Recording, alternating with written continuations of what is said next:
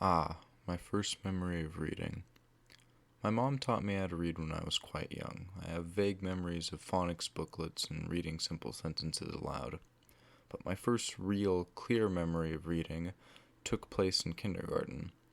Miss Lewis, my kindergarten teacher, was taking us through a simple math worksheet, going along with us to read and explain the instructions. The class went along together smoothly until Miss Lewis faltered for a moment. She had noticed that I was scribbling on my paper during one of her explanations. No doubt assuming that I was doodling and not paying attention, she strode down to my desk to see what I was up to and to refocus my attention to the class. In truth, I wasn't paying attention to her speaking, because I was working ahead on another section further down the page. I distinctly remember her amazement that I had read the instructions and forged on ahead without her guidance.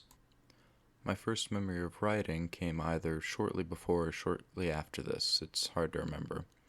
My grandma Shirley has spent the latter half of her life as a prolific reader, and it was when she was visiting from Montana one day that I remember my earliest writings.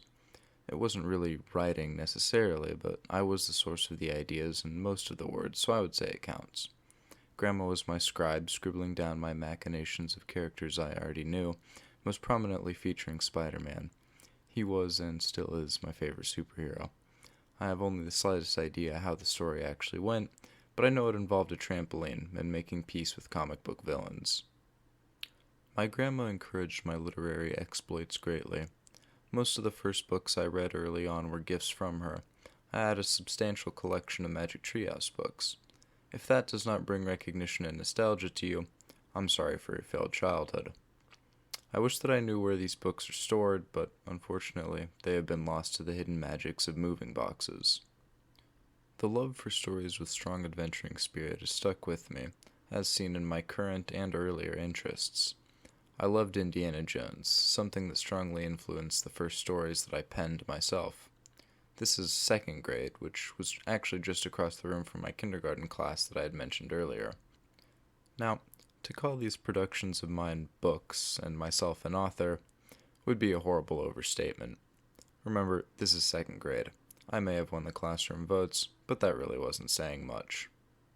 Anyways, these stories of mine featured these little spider adventurers who went and did Indiana Jones type things, or at least what a second grader thinks Indiana Jones type things are. While I have no doubts that the stories themselves were not the most engaging or well made, they did show an early grasp of narrative and interest in literature. Nowadays, my favorite projects and assignments in school are those that revolve around deep thinking and the chance to articulate my thoughts in words.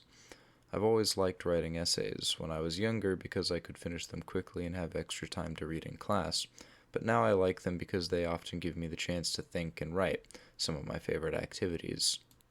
Unfortunately, my literacy has not been all sunshine and rainbows.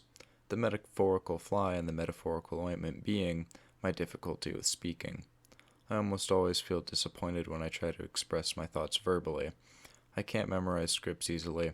In fact, I'm reading directly from one right now. I get nervous in public, and I especially flounder when it comes to more impromptu matters. Though I'd like to continue developing my writing, it's speaking that I feel really needs the most work. Well, that concludes all I have to say about that. Thanks for watching. See ya.